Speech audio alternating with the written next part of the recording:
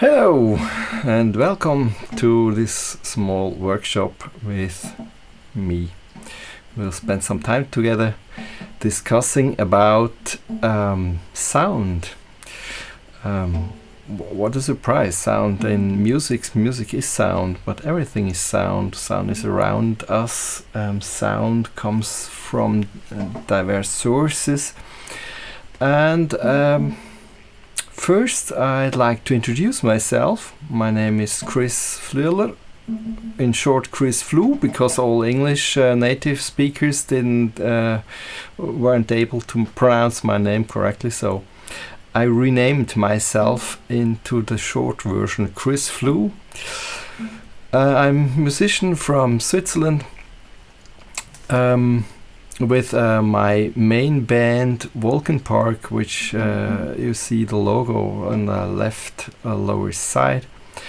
And to show you quickly what we do with Vulcan Park, I'd like to show you a small teaser we recorded last year.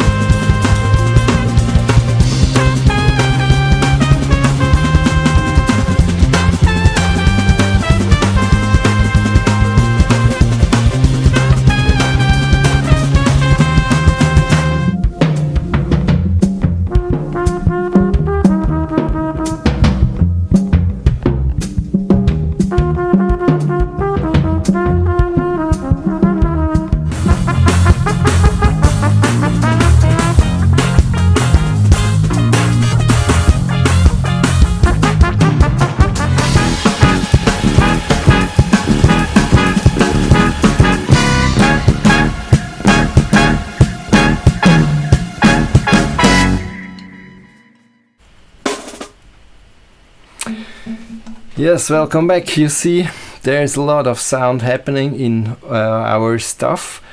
This recording was done with Andy Brucker on drums and Jean-Pierre Chalère on electric bass. In the meantime, we've got a fourth member, Julien Boss, on keyboards.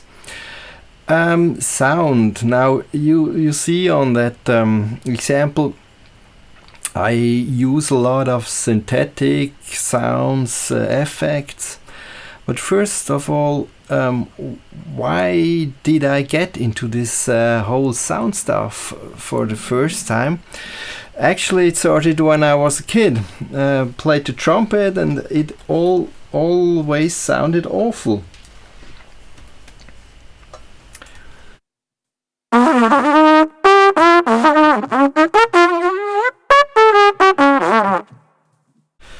Of course, the reason was I didn't practice enough and I practiced the wrong stuff. But at that time I thought, how could I improve my sound? And the easiest thing to improve your sound is that you layer stuff over your sound, which makes disappear your awful sound. This didn't work too good at the time, because it was very limited at one side financially. It did cost a lot of money, and also technique wasn't so good at that time. So now, what other options do we have to enhance our sound? Or not to enhance, but just to make it a little more different, to make it more versatile, to have more options. And after my effects safari in my youth, I returned back to practicing and noticed, of course, the instrument itself has a lot of sound options.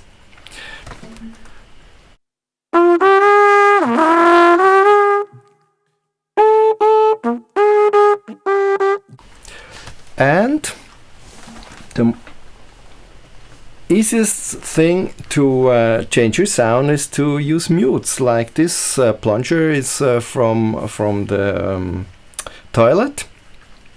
It's not original. Usually it has this wood stick. I took it off because it's more handy like this.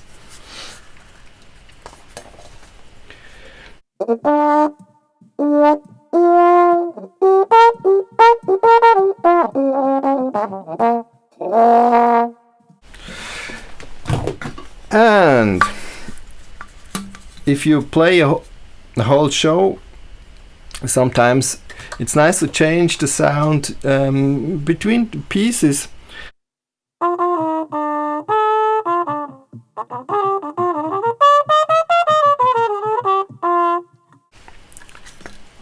With very simple things. This is a mute which has two sounds actually.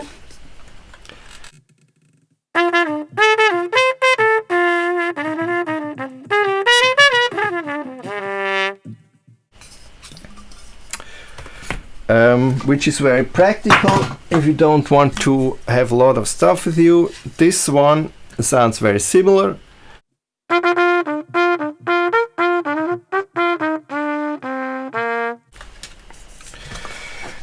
And this one too.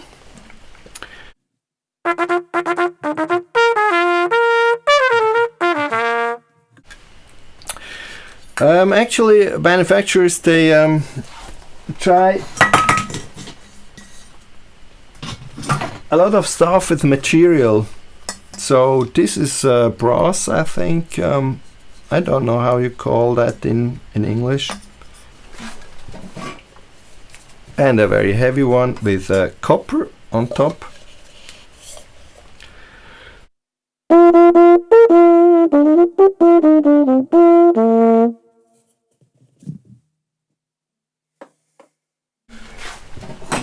This is a nice one because it has some kind of towel, or I don't know how to call it, inside, which makes it very smooth.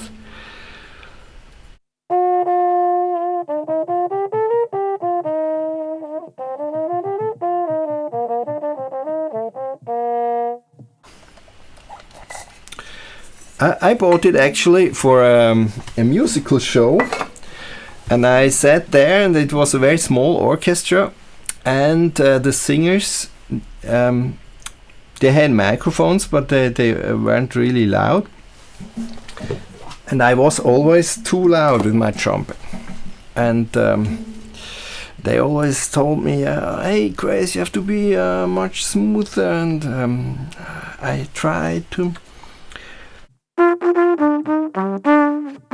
And was really, and I had to play some high stuff, which is very difficult if you have to play so smooth. So I bought this mute, and the problem was solved. I could push it and never got too loud. So this is another one.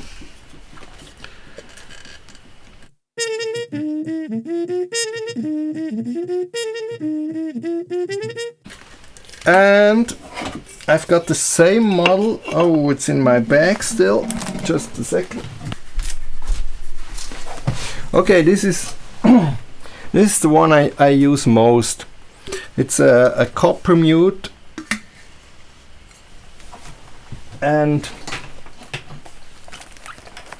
gives this mellow sound everybody knows.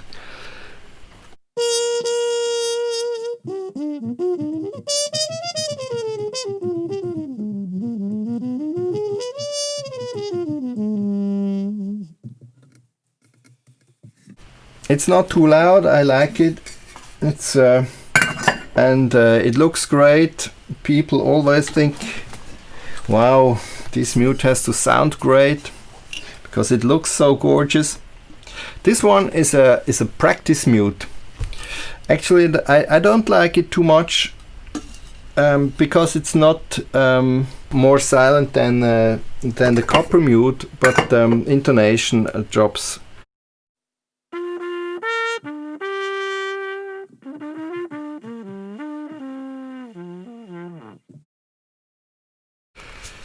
So if anybody's interested, I would sell it.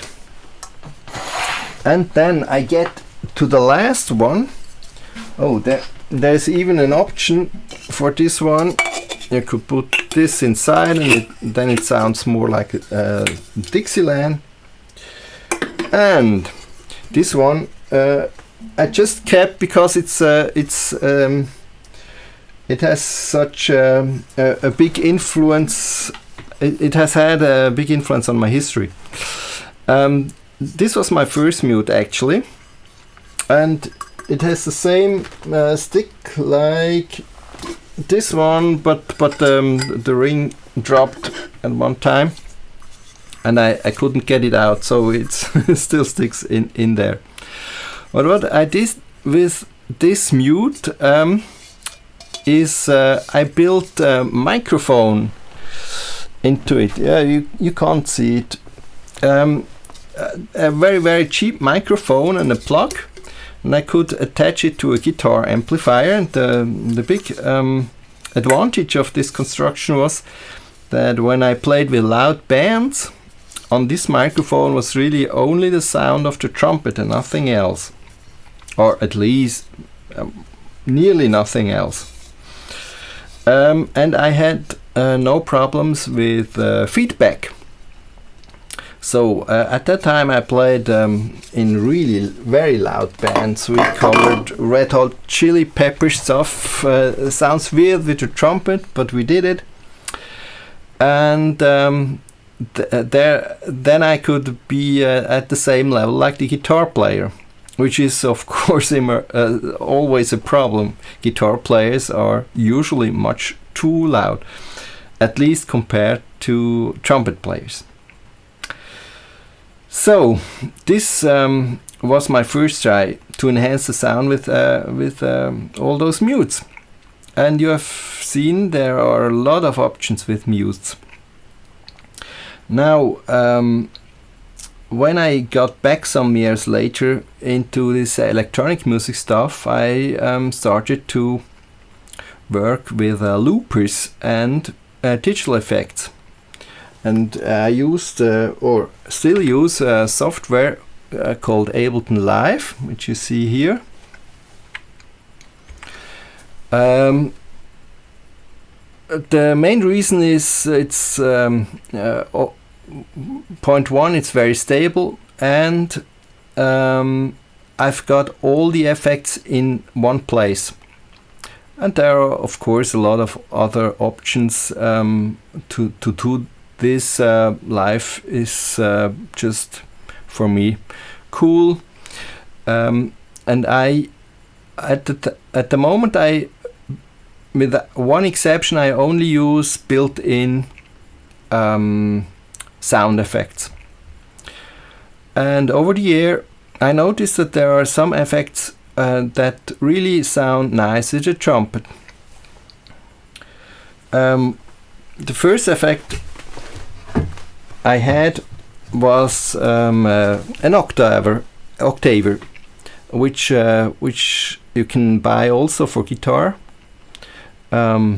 It's, for example, there is one model by Boss OC2 in the meantime, I think, and this sounds more or less like this.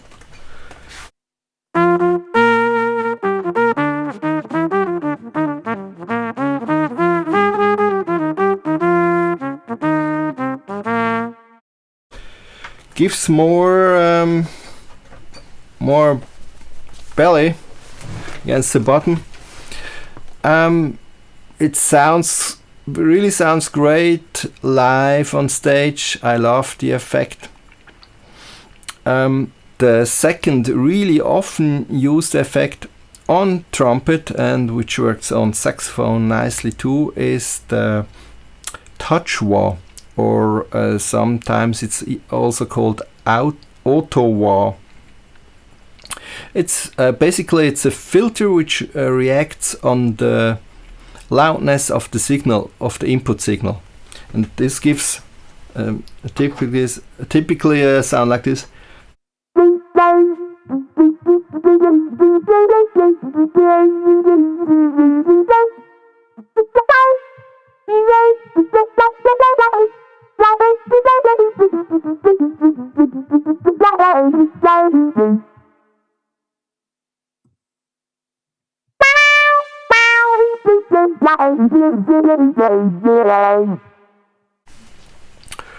Okay, and now with Volten Park I use some other effects which aren't so special. I use a lot of delay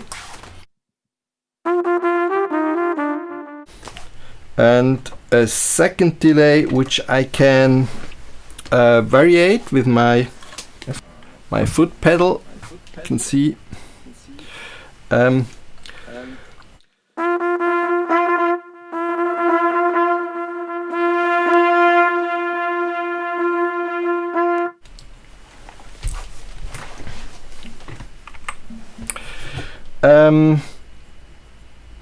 this is cool if you want to produce a lot of space, for example.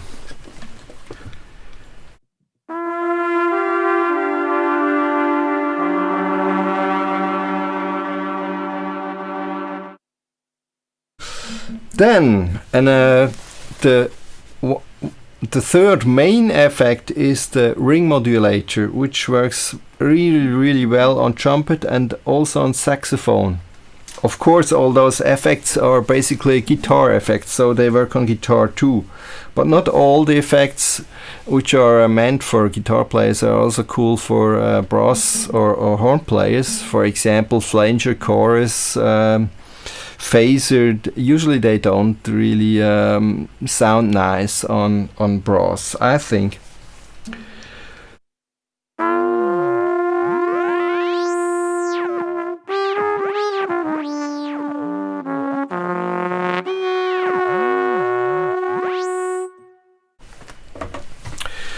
And now you can go and combine all those effects. So let's try it. Oh, I forgot one really important thing. Looper. The looper you can loop as as it's called what you play. So.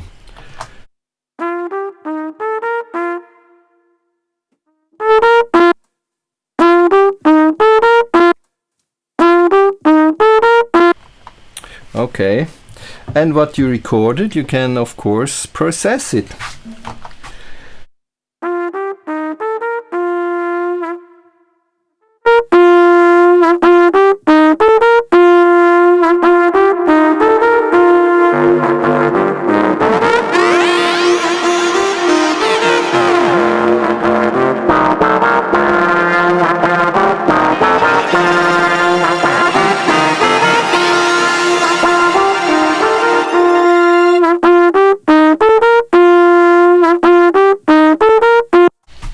Or you can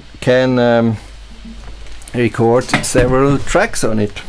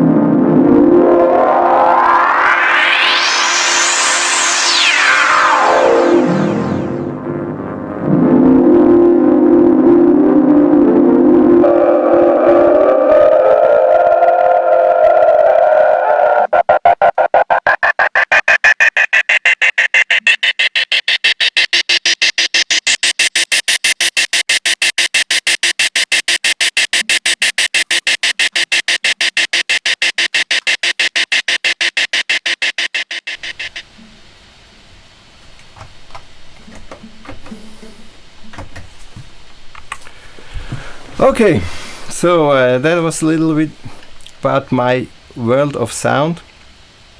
If you want to hear more about my stuff, go to vulcanpark.com. And hope you enjoyed it, and keep on playing and working on your sound, because that's the most important thing on your instrument. It's sound, and not this sound, but first the sound out of the horn has to be okay, and then comes the rest. Have a good time. Bye.